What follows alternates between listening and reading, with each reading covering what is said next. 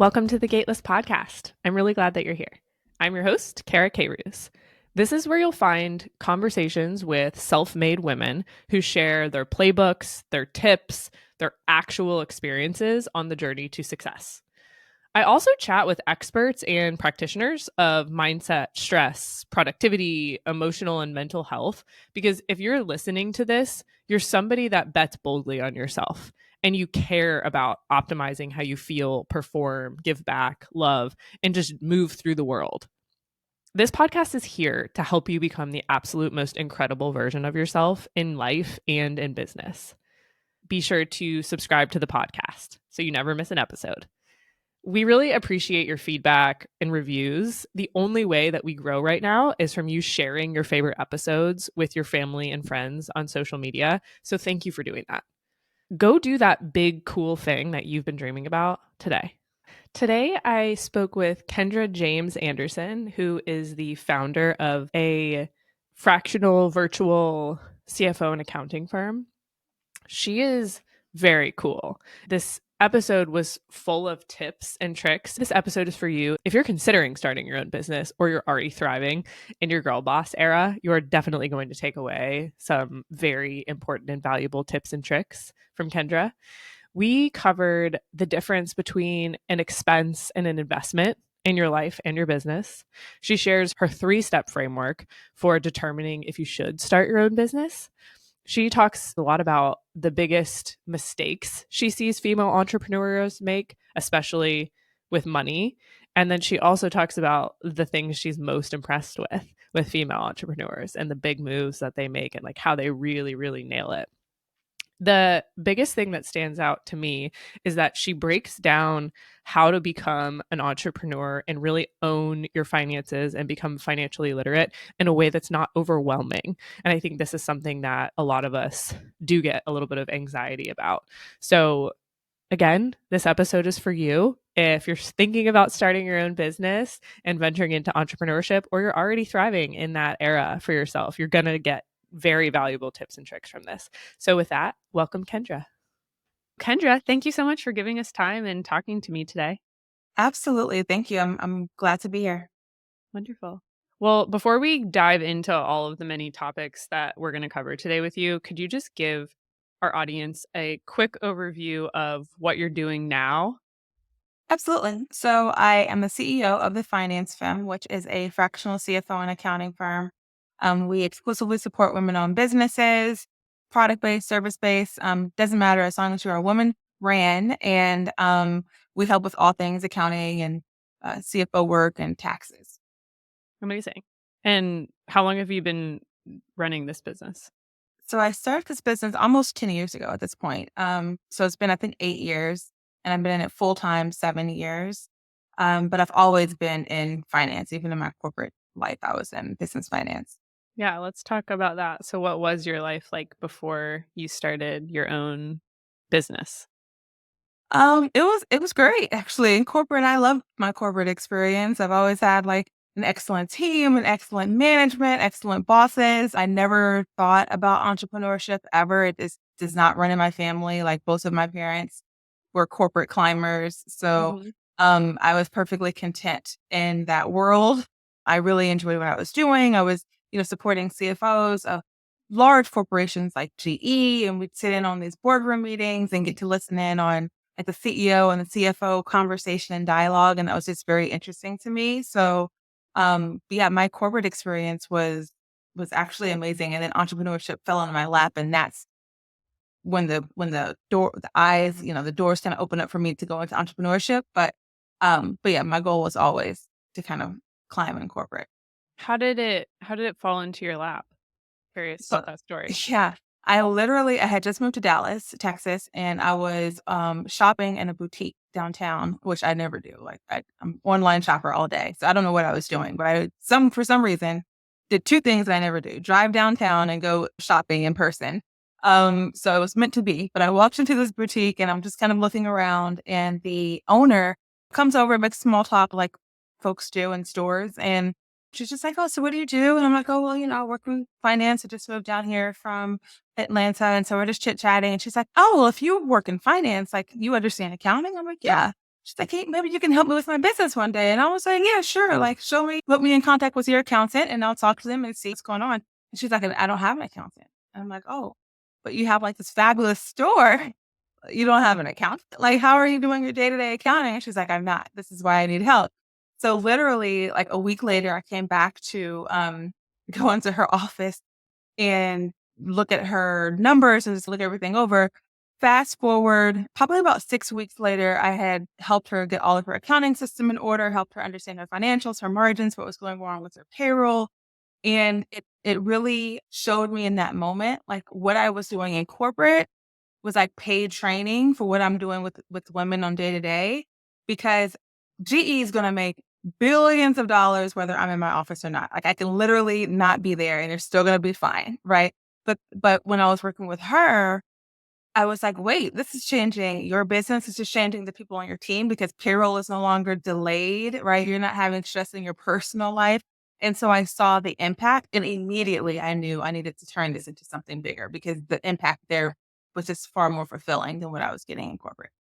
That makes total sense. So you could just I always feel like the experience I had, and you worked for much larger companies than I ever have, but I always felt like my experience working for startups over the last 11, 12 years has been a mini MBA because when you work for smaller companies, you just see so much more Yes. reach across in cross-functional operation than you would if you're working for a larger organization.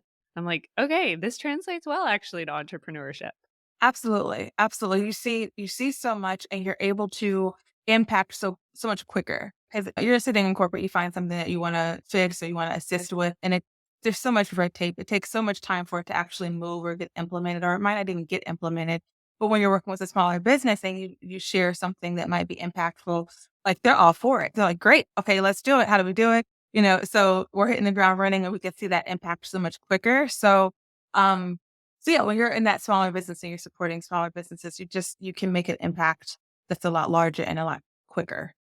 So when you had that moment of, oh my gosh, I need to turn this experience of taking my skill set from corporate and helping somebody with a small business in such a big way into a business model of your own, that your angle obviously is financial literacy and your expertise in finance. But I think a lot of people listening, if they're still in corporate, have a skill set that could be applied to entrepreneurship or starting their own thing, whether it's fractional work and fractional leadership for smaller businesses and their specific expertise. And so I think that this concept is going to be really interesting. I was actually Mhm. talking to my mother-in-law over the weekend, and she's an attorney. And she's an attorney for one firm right now, but she's realized that there's this whole world of fractional Yes. legal work, Yeah. and it could actually afford her the lifestyle and flexibility rather that she's looking for, maybe more so than just picking one business and, Absolutely. so I'm very curious, like, talk us through how did you go from idea of, "Wait, I could do this," for a lot of small businesses in a fractional capacity to putting that in practice? Yeah, relatively slowly. Like I started on the side. I probably built up, I don't know, a client base of maybe only 5 or 6 clients before I was confident enough to actually put together then an exit strategy of okay, how much do I need to save to leave corporate? What does that need to look like? So I first made sure that I just had consistent client base, and then I built up. It was about 6 months worth of savings, but I mean, that was very little for me because at the time I didn't have any children. I had a spouse. We shared the house expenses, so it wasn't a lot. And then I quit, and I was able to then grow from there. But you're absolutely right with the fractional services. It's something that's I actually had a conversation about this earlier this week. Fractional CMOs, fractional lawyers, Mhm. it's huge, and even more so now. I think because if you think about 5, 6 years ago, that was around the time that entrepreneurship was definitely blowing up, but everyone was wanting their own team. And so they were hiring their own one of everything, their own marketing department and their own everything and trying to train people up. And now I feel like we're shifting. I think post COVID, a lot of folks are shifting to, I don't want to be responsible for all the people. Mhm. I just want experts to come in and do what they need to do, work with me on, okay, we need to do X, Y, and Z, but your team can maybe even handle it. Like you're the advisor, but also the implementer. You have the team that can also implement. And so that's been huge with a lot of fractional services. I think that's where that model is kind of shifting just in general.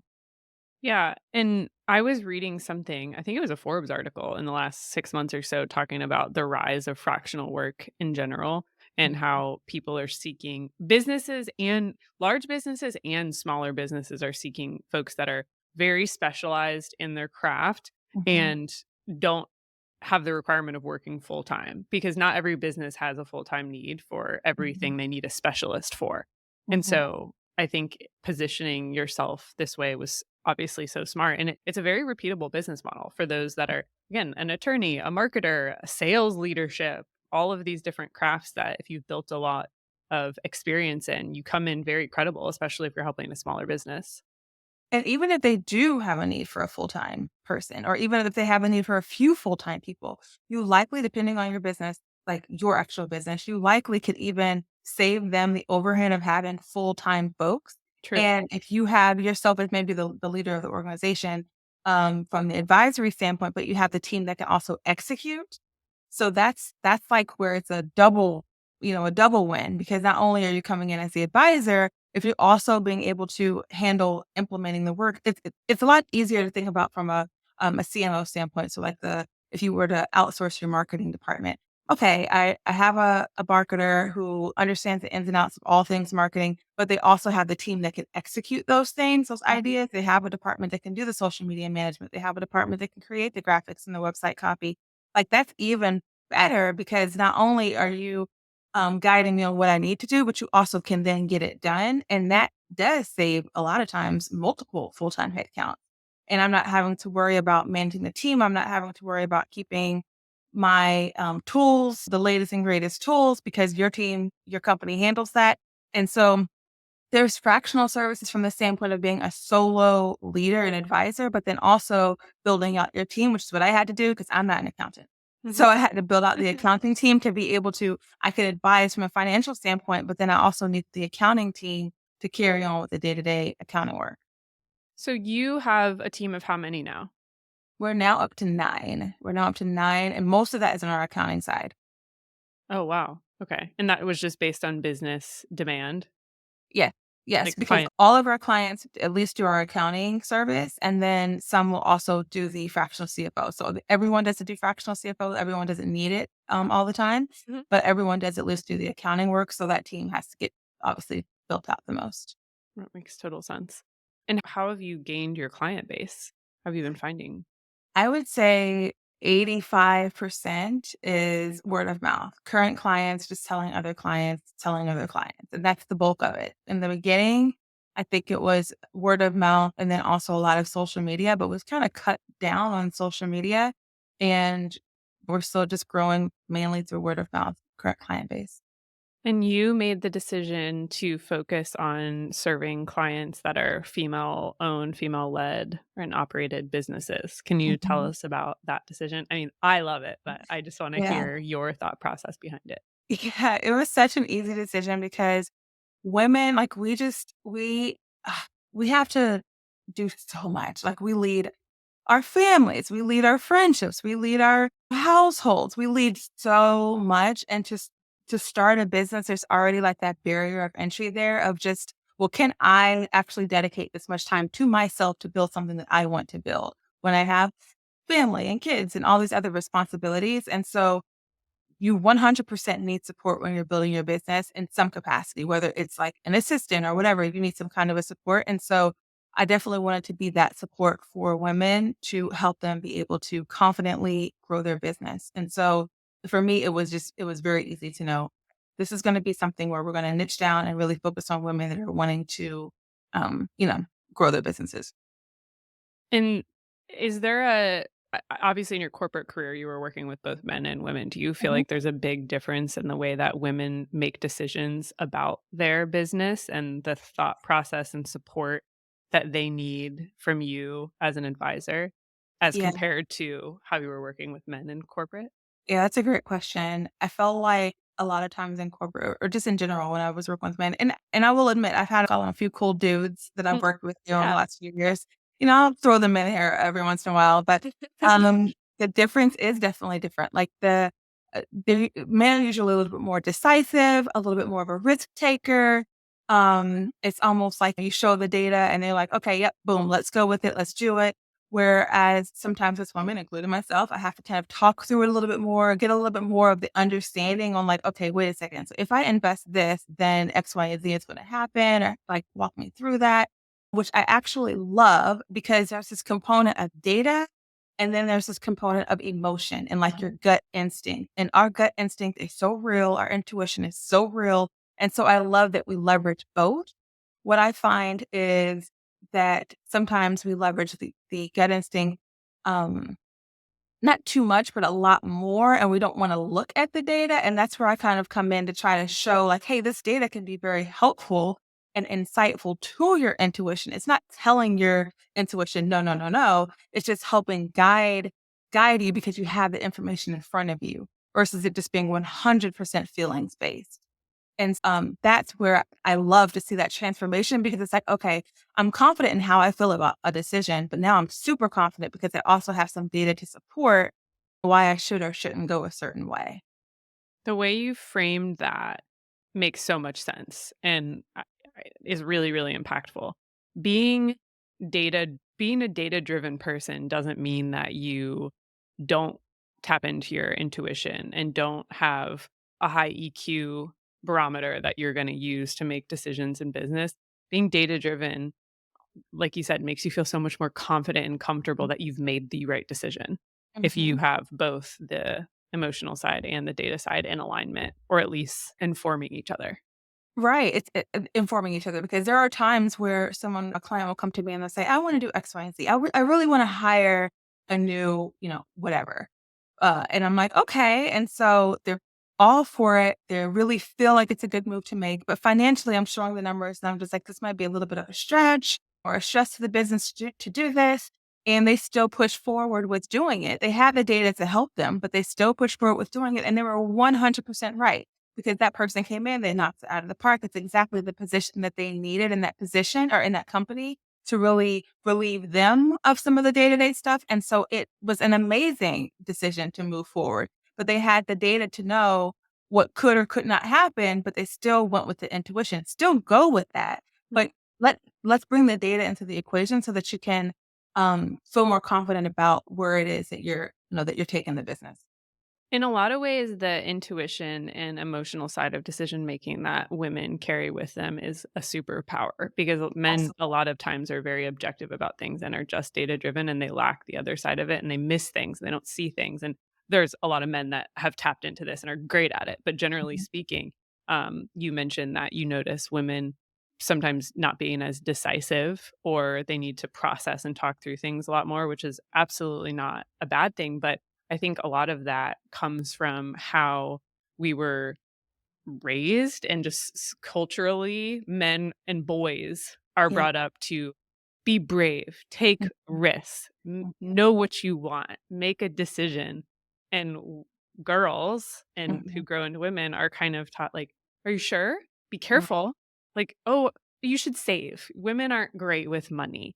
Mhm. And I don't know if I'm sure you know about the company Elevest, Mhm. which I really love and I've followed. I've loved it both because it's a great tool that I've used for wealth building and investing because it's so easy, but I've Yeah. also loved the education that comes along with that platform. And they share with you so many statistics on like, here's how women or girls are raised, here's what we tell boys, here's how this impacts the confidence you have in investing and wealth building today. And this is how it's going to make you have to be aware of it if you're going Yeah. to correct it or get to a place where you can be the empowered woman in business who is both data driven and has an emotional component to decision Absolutely. making. Absolutely. Because once we tap into that, then there's really no stopping us at that point because there's this level of confidence that you have. And really, with money, with business, with entrepreneurship, but also just with money in general, it's about confidence. Like, Yep. if you can confidently invest in something, or if you can confidently save for whatever it is that you're trying to save for it, but it's about that confidence factor that makes a big difference in how your business performs. Can you talk to talk a little bit to the biggest mistakes that you see with female entrepreneurs or female businesswomen that you work with make that it would be helpful to call out so that if other, especially our audience, find themselves in those positions, they can just be conscious of it. Like, what types of mistakes are you constantly seeing? Yeah. So the biggest thing is just avoidance, like just Mm. flat out not even looking at your numbers, like just not wanting to see it, not wanting to know what they are.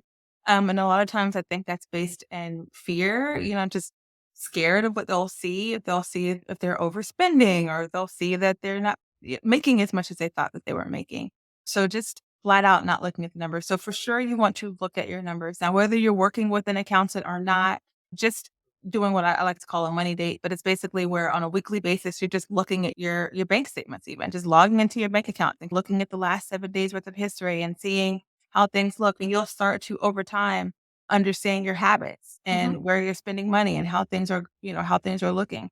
And again, that clarity is what is going to build the confidence.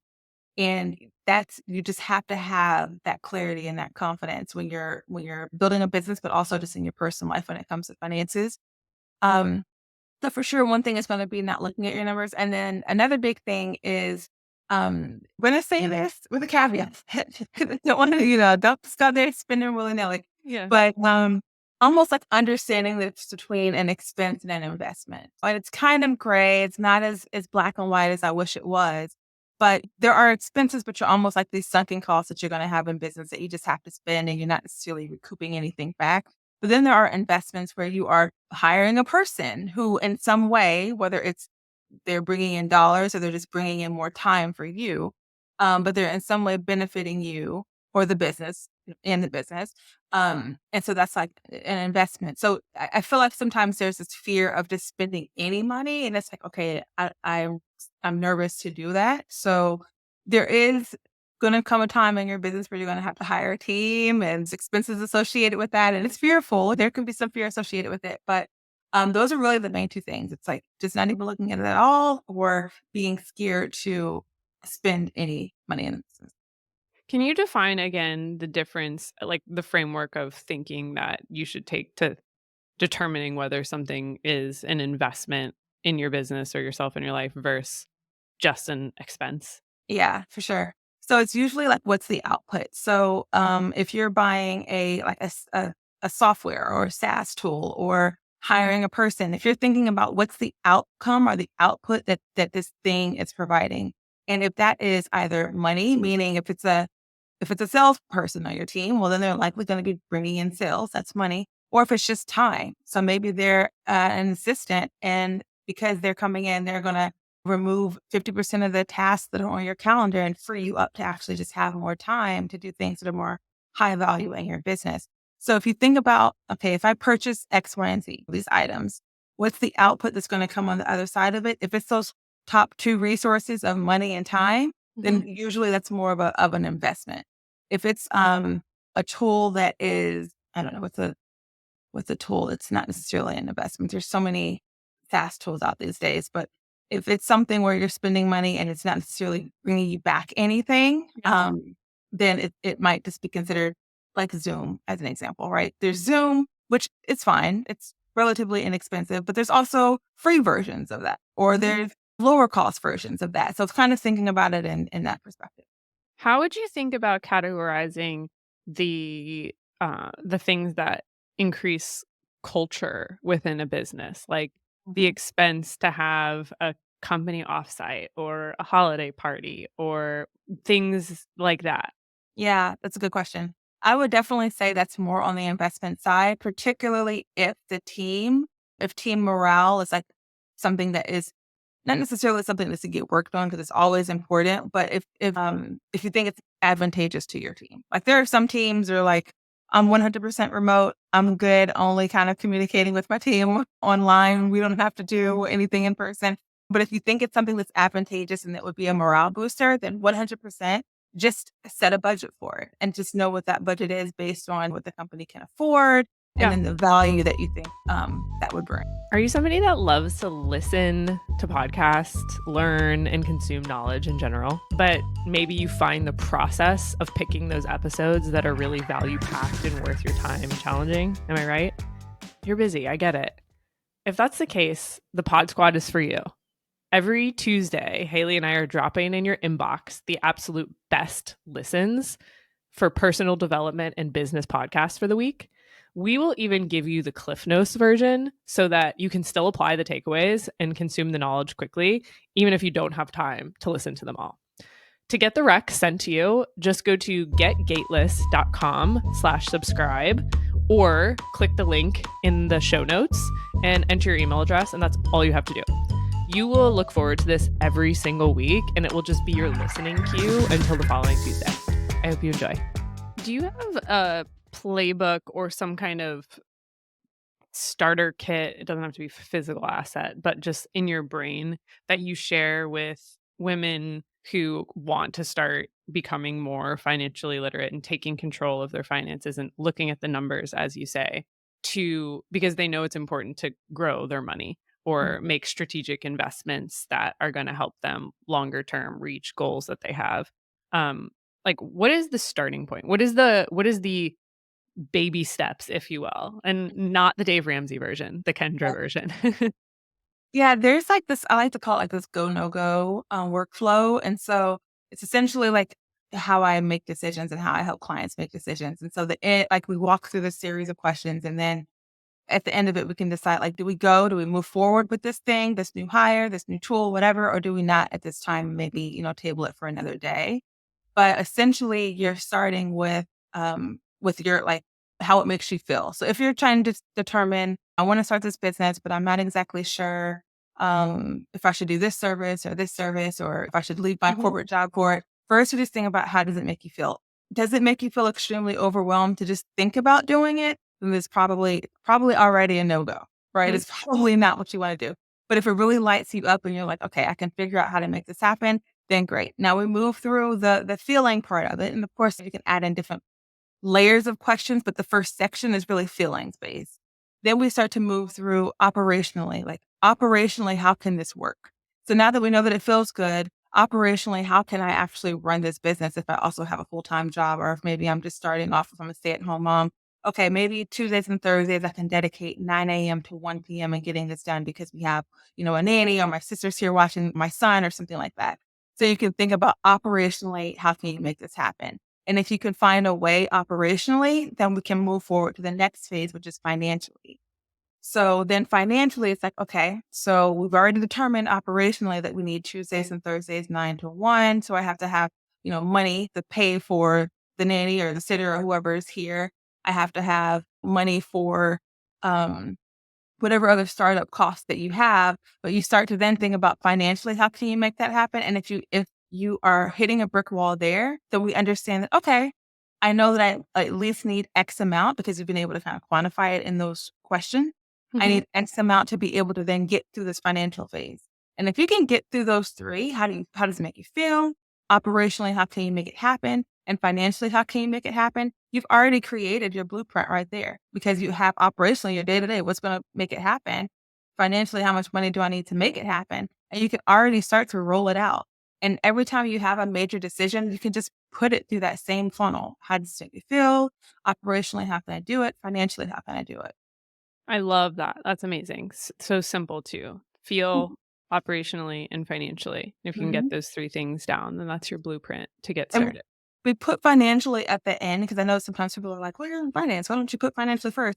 Well, because you don't want to hit yourself with that. Like, you first, what really matters is, how does this feel? Like, do I even want to do this? Sometimes we start businesses and we do things because we're financially focused and we think it can make us so much money, but it's not, it doesn't even feel well to us. So we want to start, like, it's in that order kind of for a reason. I know that you mostly work with entrepreneurs and business owners, but what about the framework to think about building wealth and just having a great handle on your finances if you're somebody that wants to stay in corporate and Mhm. you just happen to be like a high earner and you're climbing that corporate ladder and it's like, "Oh my gosh, okay, I could put my money in a high yield savings account, but I probably should be doing something more savvy than that."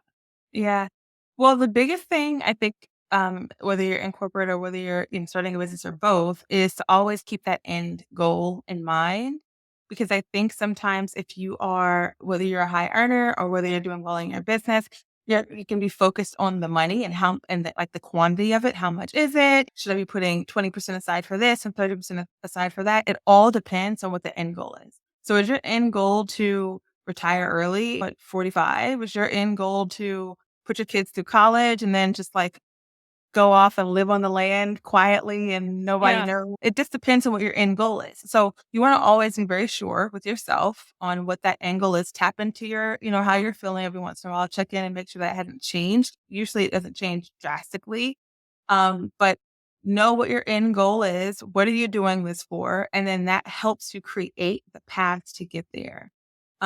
Living on the land, going 10 years to live on the land quietly is going to look very differently than in 5 years, I want to retire and have a yacht and like a penthouse in Miami. So know what it is. And then once you have the goal, though, it's so much easier to do the things, whether it's saving or putting money in a high yield account or putting more money in your retirement account. Once you know the end goal, it's a lot easier to do the steps to get there. 100%. I personally have always felt like I'm doing all the things that you're talking about, but I don't know what maybe it's just a societal pressure or like feeling, but I'm still always like, I could be doing more. I should be doing more. Is there a resource that you like or like a guide that you like of, okay, no, a checklist. Are you investing in a retirement plan? Do you have cash in a high yield? Are you very intentional with your investing strategy to hit that working backwards goal that you just mentioned? If you have kids, you're putting money in this account, like all the things that we hear we're supposed to be doing. Is there some resource you like checklists that somebody can look at just to see where they're at? Unfortunately, because it's so customized, right? Yeah. It just depends on what your end goal is. But the one thing that you can do is you can create that checklist for yourself by quantifying what your end goal is. So if your end goal is retire in 10 years, and I know that, okay, if I retire in 10 years and I have a life expectancy of whatever, then I need to be able to pay for my life for those, let's just call it 40 years. Mhm. And if you have 40 years that you're trying to live in retirement and you know you need $100,000 a year to live, you can quantify how much do you need then in 10 years. And if I need that much in 10 years, how much do I have currently? And how much can I continue to contribute every year until that 10 years hit? And then you can see if there's a gap. And if there's a gap, okay, well, then maybe I need to actually put more in there right now or find a way to get an additional 10K a year to put into this account. But you can create your own checklist by just quantifying what that end goal is. And that's the starting point. That's literally what we do in tax planning. Like, we Yeah. figure out what's your end goal. Okay, let's create the number for that, and then we back into it. Um, so you absolutely can have a checklist. Now, the other thing is that you mentioned you might feel like you're, like there's always something more you can do. It's because there's a million and different ways to save, to invest, to make money. And so when we're bombarded with all of these different ways, on social media and all that Yeah. stuff. Oh, wait, I can do this too. And oh, wait, I can do that too. But that's where knowing your end goal and kind of keeping your head down on your end goal, that's where that helps because it's like, okay, yeah, of course, there's crypto. Of course, there's Tesla stock. Of course, Walmart's doing a 3-1 stock split. Maybe I need to go invest there. It's like all these different things are going to come your way. But when you know, like, that doesn't even matter for me because my end goal is to just put 2K aside each month Uh-huh. in my high yield savings account because that's all that I'm going to need to hit my goal, then it becomes a lot easier to block out that noise. That's really helpful. It's always about working backwards from what your personal goals are. There's no one size fits all strategy to get to where Mhm. you're going because it's completely customized to you. It's so funny you mentioned that. There are so many things that come at you of investment opportunities or just things that are you should be aware or could be aware of. Like I was on Yeah. a flight a couple of weeks ago and I watched that GameStop a film Oh, yeah. about when the GameStop stock exploded. And I'm like, why didn't I invest in that? It's like, Yeah. duh, because that was not part of my goal. And I had no intention of using like very volatile single stocks to grow wealth. Right. But I think also there's, hot take like you don't just because you don't have a rental property doesn't mean you're messing up in your wealth building strategy. Right now might That's not be the right time to be buying rental properties. Interest rates are super high, debt is not cheap, and like right. it's going to be really hard to make the money on a monthly rental or what you'd have to charge monthly to recoup your cost of something that's a pretty high Yeah. expense debt right now. And I feel like that's a big one. People are like, real estate's the way to wealth. And yeah, Yeah. it is one way to wealth and it depends on the market and it depends on the timing of it. But especially, like, I don't know, it doesn't seem to be the way to wealth unless it's like your primary residence right now. Right, right. No, absolutely. And so to that, I would say one way that's like a sure win that, if you have excess money or just money that you currently just have in your savings account and you're like, okay, what can I do with this? And it's not money that you want to tie up long term. So it's not money you want to put like Right. in a stock market or something like that. Then for sure, a high yield savings account. I mean, those I know for some, they're going to hear like, oh, 5%. And they're going to say, but wait, I can do X, Y, and Z here. Yes, you can, but it's more risky there, and you are guaranteed this 5% if you put it into this high yield Yeah. savings account.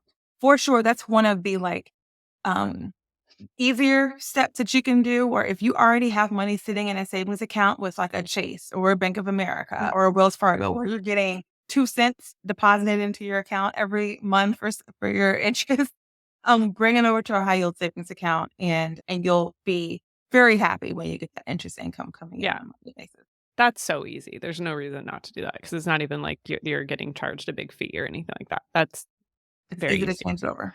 Okay, so now you shared with us some of the biggest mistakes that you see female entrepreneurs or businesswomen make. What about some of the most like savvy, impressive things that you've seen in your career with your Mhm. clients that they've done that maybe were a result of that data plus emotion or whatever, however they got there? I'm so curious just what really has impressed you. Yeah, I would say those who really double down on what works well in their business and they stay focused there, you know? And I'll shout out Haley here. I mean, she's done an amazing job at this. She has built an amazing business. And opportunities are always coming her way, but it's like she does a great job at focusing in on what makes sense for her and what makes sense for her community. And that works because, if you don't want to be known for doing this one thing one day and then having a whole different business model the next day, and then next week, now you're doing this thing over here. And so to just be consistent at what you're doing that's working well, I think that's kind of the key. Also another kind of savvy thing that we see a couple of clients do that we've actually helped them implement is hiring their family. Ooh, I'll do it as a caveat here though. It can nepotism.